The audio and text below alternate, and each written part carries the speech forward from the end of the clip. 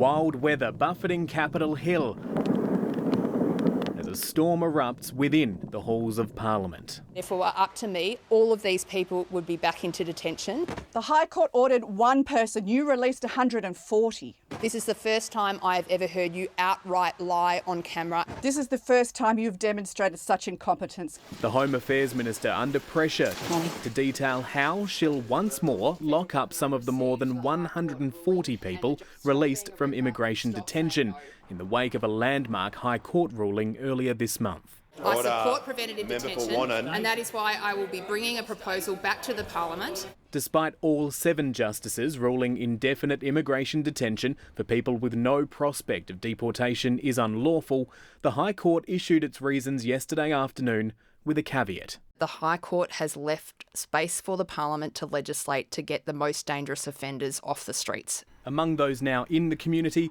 convicted murderers, rapists and drug smugglers. One of the group had been missing for days and was located late on Wednesday afternoon.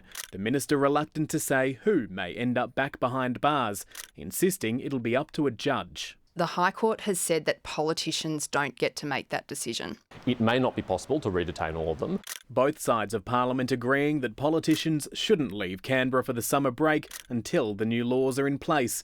But the bipartisanship ends there, with the opposition accusing the government of jumping the gun. It is possible that some of the 141 people who have been released may not have needed to be released. If it's clear that the person falls into the same category, the government, because it has to apply the law, has to release them. The challenge for the government in drafting these new laws is that it wants to cast its net wide and capture as many people recently released into the community and put them back behind bars.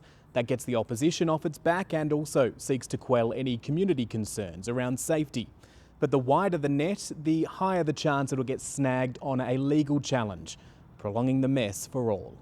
Matthew Doran, ABC News, Canberra.